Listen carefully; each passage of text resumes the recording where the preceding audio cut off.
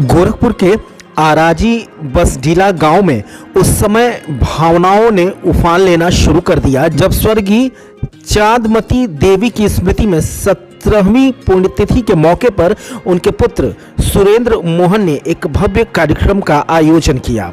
इस मौके पर उत्तर प्रदेश सरकार के कैबिनेट मंत्री संजय निषाद, श्रवण निषाद और गोरखपुर जिले के डीपीआरओ सहित सुरेंद्र मोहन परिवार के सभी सदस्य हजारों की तादाद में गांव वाले भी मौजूद रहे।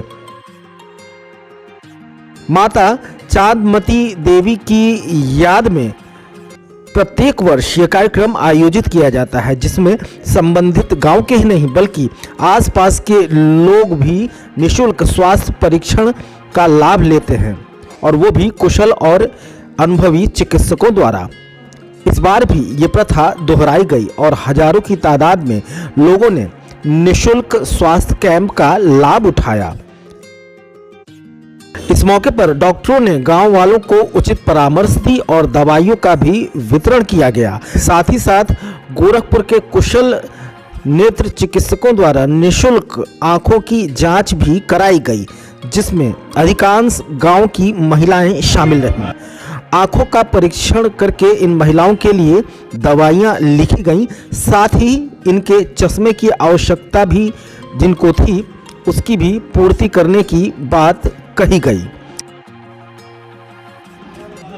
उस माता जी की पुण्यतिथि के अवसर पर ये जो तमाम हमारी सैकड़ों माताएं यहाँ पर इस दौरान कड़कड़ाती ठंड में लोगों को सुरेंद्र मोहन और उनके परिवार की ओर से अपने माता जी की याद में निःशुल्क कंबल का भी वितरण किया गया, ताकि गांव वाले भी माता जी की पुण्यतिथि को हमेशा अपने दिलों में संजोए रखें। इस कार्यक्रम में सुरेंद्र मोहन की बेटियों ने भी लोगों से अपील की किस तरह से वो वृद्धावस्था में अपने परिजनों का ख्याल रखें।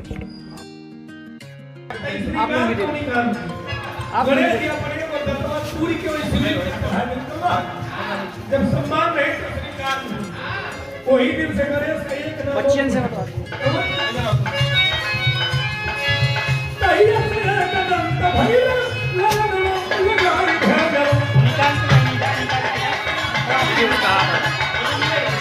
भैया और पीछे हो जाइए। पा पाया तो क्या कम है, कुछ ना पा पाया तो क्या गम है, माँ बाप को पाया क्या कम है। जो थोड़ी सी जगह मिली है इनके कदमों में, जो थोड़ी सी जगह मिली है इनके कदमों में, वो क्या किसी जन्नत से कम है।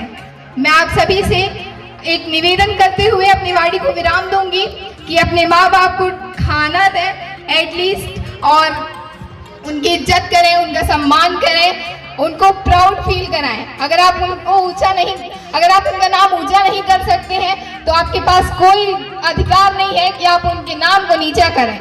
धन्यवाद। Well being forever. Thank you so much.